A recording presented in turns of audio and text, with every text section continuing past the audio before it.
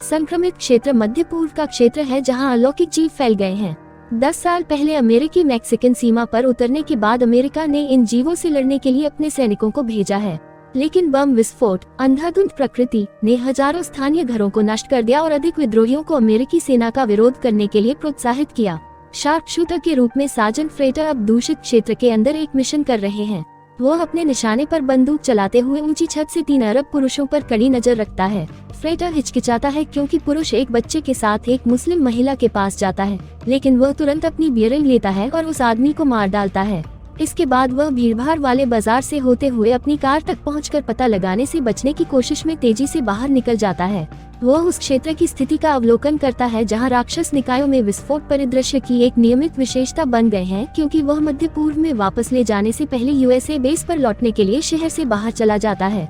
दोस्तों का एक समूह डेट्रॉइट में अपने प्रियजनों के साथ समय का आनंद ले रहा है। जब अनाथ माइकल फ्रेंकी को लेने जाता है, जो उसके भाई के सबसे करीब है, तो वह पाता है कि वह अपनी प्रेमिका के साथ व्यस्त है। उसके बाद वे सभी शॉन की पत्नी कोलार के साथ बच्चे को जन्म देते देखने के लिए अस्पताल गए।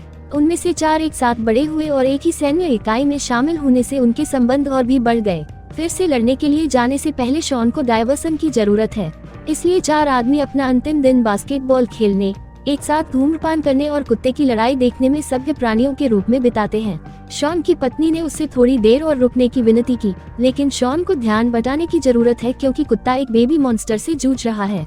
यह विशेष रूप से अवैध कुत्तों की लड़ाई है। हालांकि कुत्ता पहले जीतता हुआ दिखाई देता है, लेकिन राक्षस जल्दी से वापस हमला करता है और कुत्ते को उसके गुस्से के कारण मार डालता है। कुत्ते के मालिक ने राक्षस को वापस गोली मार दी। लड़कों ने अपना दिन बार में समाप्त किया जहां उन्हें ड्रग्स, महिलाओं और अन्य दोषों के साथ एक जंगली पार्टी के साथ व्यवहार किया जाता है।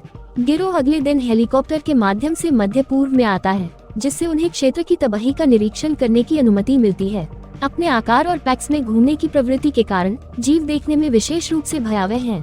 जैसे ही वे रेगिस्तान के पास पहुंचे, राक्षसों ने हेलीकॉप्टरों को जब्त करने की कोशिश की, लेकिन शुक्र है कि पायलट तेजी से प्रतिक्रिया करता है और क्षेत्र में बमबारी के लिए समय से पहले ही उड़ जाता है। इसके बाद हेलीकॉप्टर बेस पर पहुंचते हैं। पुरुषों का स्वागत फ्रेटर और सार्जेंट फॉरेस्ट द्वारा किया जाता है, जो राक्षसों के उन्मूलन के बजाय परिस्थितियों का वर्णन करते हैं। उनका मुख्य लक्ष्य शहर में विद्रोह को समाप्त करना है। संक्षिप्त टीम निर्माण अभ्यास के बाद समूह शहर में गश्त करना शुरू करता है। लड़के बेहद असहज होते हैं क्योंकि वे सड़कों से गुजरते हैं और ऐसे लोगों के सामने आते हैं जो अमेरिकियों के खिलाफ शत्रुतापूर्ण हैं। हालांकि वे आराम करना शुरू कर देते हैं क्योंकि जिज्ञासु बच्चे उनके पास आते हैं, तस्वीरें मांगते हैं और लोगों के साथ बातचीत करना आसान बनाते हैं। दस्ते तक पहुंचते हैं जो वे सोचते हैं कि एक विद्रोही गढ़ है, जहां वे नियमित अंतराल पर ट्रकों पर प्रस्थान करने वाले कंटेनरों पर किसी भी संकेत के लिए नजर रखते हुए शेष दिन बिताते हैं। जब अंधेरा छा जाता है, वे संरचना की जांच करते हैं, लेकिन कोई विस्फोटक या हथियार नहीं खोजते हैं। वे 3 विशाल जीवों को आते हुए देखते हैं, लेकिन इससे पहले कि वे जवाब दे सके, वे एक किसान से टकरा जाते हैं जो अमेरिकी सेना से घृणा करता है क्योंकि यह चीजों को ठीक करने के लिए होने का दावा करता है, लेकिन ये सब इस मुद्दे को बढ़ाता है। वे उसे बेदखल करने का प्रयास करते रहते हैं क्योंकि अमेरिकी बमों ने उसके परिवार और उसके जानवरों की हत्या कर दी थी, लेकिन वह रहने के लिए अड़ा है क्योंकि यह जमीन उसकी है और कंटेनरों में केवल उसका माल है। वह विद्रोहियों के बारे में कोई जानकारी भी नहीं देगा क्योंकि वह जानता है कि अगर वह ऐसा करता है तो वे गुस्से में उसकी हत्या कर देंगे। जैसे ही राक्षस करीब आता है, माइकल किसान पर प्रहार करता है और किसान उन पर चिल्लाना बंद नहीं करेगा। राक्षसों में से एक अंततः इसे खेत में बनाता है, जिस बिंदु पर दस्ते ने आग लगा दी और बार बार शॉटगन से उसे मार डाला जब तक कि वह मारा नहीं गया। फिर विमानों ने उन्हें खत्म करने के लिए अन्य 2 पर बमबारी की। रास्ते में आने से रोकने के लिए एक दर्शक को समय पर हाजिर करने में विफल रहने के कारण फ्रेडर दस्ते पर चिल्लाता है। वे भाग्यशाली थे कि वह बमवर्षक के बजाय केवल एक किसान थे। यदि वे पर्याप्त चौकस नहीं है तो टीम पूरे दस्ते को मार डालेगी। लड़कों के सो जाने के बाद फ्रेजर और फॉरेस्ट अच्छे पुराने दिनों के बारे में बात करते हैं, दावा करते हैं कि वे दैनीय आधुनिक पीढ़ी की तरह कुछ भी नहीं थे, और पीता रहता है। फ्रेटर इससे प्रेरित होता है कि वह अपनी पत्नी से संपर्क करे और उससे आग्रह करे कि वह अपने बच्चे को फोन पर रखे। चूंकि उसे सुनने से ही वह चलता रहता है, क्रू को एक नया काम मिलता है। 12 सप्ताह की गश्त के बाद समूह को एक सी सहकर्मी टीम को बचाने के लिए दिमाग और विद्रोहियों से भरे एक खतरनाक क्षेत्र से सावधानी से गुजरना चाहिए जो रेगिस्तानी संक्रमित क्षेत्र में फंस गया है और सभी कनेक्शन खो गया है। कुछ लोगों के वापस न लौटने की स्थिति में रिकॉर्ड के रूप में जाने से पहले वे एक समूह फोटो खींचते हैं। यात्रा के दौरान वे कई छोटे जीवों को देखते हैं और यह जानकर चौंक जाते हैं कि वे शत्रुतापूर्ण नहीं हैं। हालांकि वाहनों में से एक गलती से एक राक्षस को कुचल देता है, जिसके कारण चालक भ्रमित हो जाते हैं और खदान में दुर्घटनाग्रस्त हो जाते हैं। शॉन विस्फोट के बाद कारों में से एक से बाहर निकलता है, गंभीर रूप से इसे अभी भी जीवित और घायल कर देता है, लेकिन अफसोस वह सीधे दूसरी खदान में कदम रखता है। मामले को बदतर बनाने के लिए विद्रोहियों ने अवसर का उपयोग करते हुए उन्हें घेर लिया और गोलीबारी शुरू कर दी। दस्ते धीरे धीरे अपने घायल साथियों के पास जाते हैं, ऑटोमोबाइल के पीछे कवर लेते हैं और आग पर लौटते हैं, जबकि अन्य शॉन के शरीर को उसके घावों का निरीक्षण करने और सीखने के लिए ले जाते हैं। वह अपने पैर खो चुका है। फ्रेटर कार के अंदर जाता है और पहले से ही मृत जंगलों को देखकर भयभीत हो जाता है। दस्ते ने शॉन को उठाया और निकटतम इमारत की ओर भागना शुरू कर दिया, क्योंकि फ्रेटर ने उसे जितना संभव हो सके उतनी पट्टी बांधने के बाद कवर प्रदान किया। प्रॉक्टर को लड़कों पर चिल्लाकर उन्हें अपनी गोलियों का बुद्धिमानी से उपयोग करने और सटीक निशाना लगाने का आग्रह करना पड़ा, क्योंकि जो कुछ हुआ उसके बारे में वे इतने गुस्से में हैं कि वे बिना देखे ही लगातार फायरिंग शुरू कर देते हैं। दस्ते आधार से सहायता मांगने की कोशिश करते हैं, क्योंकि वे संरचना की रक्षा करना जारी रखते हैं, लेकिन उन्हें सूचित किया जाता है कि मुख्यालय के पास उनके स्थान तक पहुंच नहीं है। जबकि हिलार्ड शॉन का इलाज करने और रक्तस्राव को रोकने की पूरी कोशिश करता है, वह दुखद रूप से बहुत अधिक रक्त खो देता है और मर जाता है। उस बिंदु पर छोटे जीव दिखाई देने लगते हैं। एक मुख्यालय रेडियो पर संदेश भेजता है कि क्षेत्र पर बमबारी करने के लिए एक ड्रोन भेजा जा रहा है। चालक दल शव को लाना चाहता है, क्योंकि वे अपने साथी को खोने से परेशान हैं, लेकिन चारा उन्हें चिल्लाता है कि यह अनावश्यक वजन होगा और उनकी भावनाओं को रास्ते में आने देना बम के फत्ते ही उन्हें मार देगा। समूह अनिच्छा से शॉन को पीछे छोड़ देता है और दस्ते से भाग जाता है। एक परित्यक्त संरचना पाता है और आराम करने से पहले ये निर्धारित करता है कि यह खाली है। रेगिस्तान में कई घंटों की यात्रा के बाद जब 2 स्नाइपर गोलियों को एक साथ दागा जाता है, तो फोटो एक बार फिर आधार के साथ संपर्क बनाने की कोशिश करता है। क्लार में तुरंत मर जाता है और फ्रेंकी के पेट में घाव हो जाता है। जैसे ही दस्ते को विद्रोहियों ने घेर लिया, फोटो ने उन्हें अपनी जान बचाने के लिए आत्मसमर्पण करने का आदेश दिया। टीम को आतंकवादियों द्वारा जल्दी से बंदी बना लिया जाता है, जो अपने चेहरे को छुपाते हैं, क्योंकि वे उन्हें अपने छिपने की जगह पर ले जाते हैं, जहां वे एक जीर्ण कक्ष में कुर्सियों से बंधे होते हैं। माइकल और फ्रेटर ये जानने के लिए तबाह हो जाते हैं कि उग्रवादी चाहते हैं कि जब बैग हटा दिए जाएं तो वे फ्रेंकी को खून से लथपथ देखें। फ्रेंकी मरने से पहले अपनी गलती के लिए माफी मांगता है, क्योंकि जोड़ी उसे जगाए रखने की कोशिश करती है। प्रेरणा के शब्दों के साथ माइकल पूरी तरह से गिर जाता है, अपनी कुर्सी पर दस्तक देता है, अपना सिर पीटता है और होश खो देता है। अंधेरा होते ही राक्षस भी इस स्थान पर अपना रास्ता बना लेते हैं। अधिकांश आतंकवादी तुरंत अपने ट्रकों में निकल जाते हैं, लेकिन उनमें से 2 सैनिकों की हत्या के इरादे से कमरे में प्रवेश करते हैं। फ्रेटर ने पुरुषों के सिर को तब तक रौंदते हुए जब तक वे मर नहीं जाते तुरंत वापस हमला करने का अवसर जब्त कर लिया। फ्रेटर तब माइकल को मुक्त करता है और उसे आदेश देता है कि वह अपनी कलाई के चारों ओर डोरियों को काटने और हमलावर की बंदूकें लेने के बाद इमारत को साफ करते समय मोटरसाइकिलों को बाहर ले जाए। लेकिन जाने से पहले माइकल फ्रेंकी को अलविदा कहने का मौका देता है।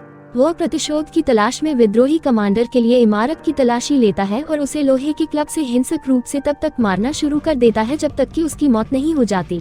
माइकल कुछ हथियार लेने के बाद बाहर जाता है और बिजली के तारों को फाड़ते हुए एक बड़े जीव को देखता है। इस सारे नरसंहार से माइकल इतना थक गया और भयभीत हो गया कि उसने इनकार में अपने कान बंद कर लिए, क्योंकि राक्षस इमारत को तेज करना शुरू कर देता है। इमारत के भीतर से आने वाली आवाजें संकेत करती हैं कि फ्रेटर उग्रवाद से जूझ रहा है। कुछ घंटे बाद माइकल और फ्रेटर उस बाइक की सवारी कर रहे हैं जो उन्होंने रेगिस्तान में आतंकवादियों से ली थी। जब माइकल आखिरकार हार मान लेता है और रेत में लेटने के लिए रुकता है, तो फ्रेटर उसे बताता है कि वह सदमे में है और उसे याद दिलाता है कि उन्हें काम खत्म करना होगा, वरना सभी मृतक बैन में होते। जब अंततः बाइक का ईंधन समाप्त हो जाता है, तो दोनों को पैदल ही यात्रा जारी रखनी चाहिए। उबड़ खाबड़ जगह पर आने के बाद वे एक परित्यक्त ट्रेन कार के अंदर रात बिताने का फैसला करते हैं।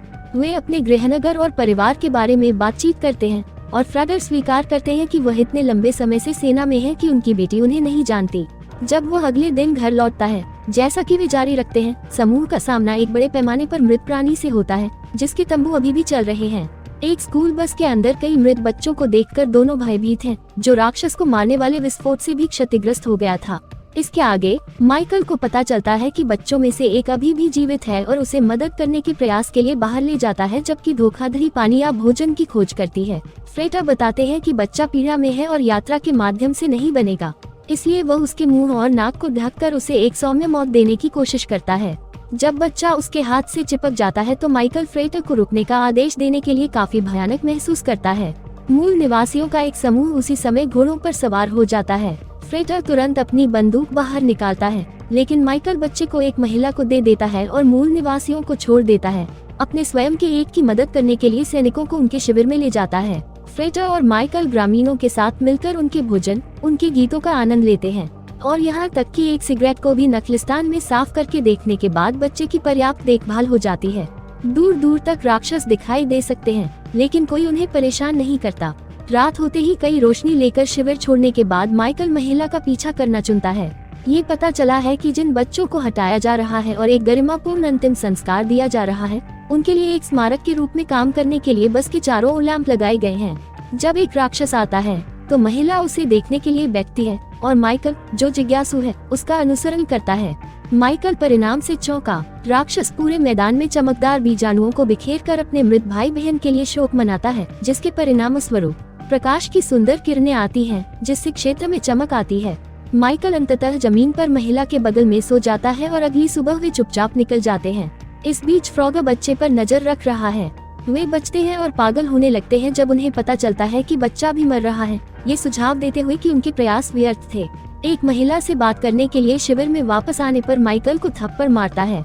जब उन्हें मिशन पर ध्यान केंद्रित करना चाहिए, तब वह माइकल को लड़के के शरीर की ओर ले जाता है और उसे बताता है कि उन्हें कुछ भी महसूस नहीं होता है या नायक की भूमिका नहीं निभाते हैं। लड़ाई में सैनिक तब अपने शेष कार्य को पूरा करने के लिए शिविर से निकल जाते हैं। रास्ते में वे एक युवा नौजवान के पास एक डिब्बा लेकर आते हैं, जिसे खोलने पर वह एक लघु प्राणी को प्रकट करता है। चूंकि राक्षस अभी भी एक बच्चा है, माइकल उसे मुक्त करने के लिए कंटेनर का उपयोग करता है और उसे खुद को रेत में दफनाने देता है। एक कस्बे में तब विस्फोट हो जाता है जब दोनों कुछ घंटों बाद अपने काम के स्थान पर पहुंचते हैं। जब वे आते हैं तो सड़कें सुनसान होती हैं, लेकिन जैसे ही माइकल घूमता है और एक इमारत के पीछे वह बच्चों के एक समूह को बंदूक से खेलते हुए देखता है। जैसा कि युवा फ्रेडर को एक सुविधा की ओर ले जाते हैं, जहां ये पता चलता है कि जिस टीम की मदद करने का इरादा था वह पहले ही खत्म हो चुकी है। फ्रेडर जानना चाहता है कि उन्होंने उन हथियारों को कहां से प्राप्त किया। फ्रेडर अंततः झपकी लेता है जब उसे पता चलता है कि उसने अपने आदमियों को बिना कुछ लिए खो दिया और शहरवासियों को धमकी देना शुरू कर दिया, ये जानने की मांग करते हुए कि सैनिकों की हत्या किसने की। वह अतार्किक रूप से बोल रहा है और उसे इस बात की चिंता नहीं है कि बच्चे देख रहे हैं या ये लोग नागरिक हैं। माइकल एक आदमी को गोली मारने के बाद अपने वरिष्ठ अधिकारी पर अपनी बंदूक का निशाना लगाने के लिए मजबूर है, क्योंकि फोटो परेशान होना बंद नहीं करेगा।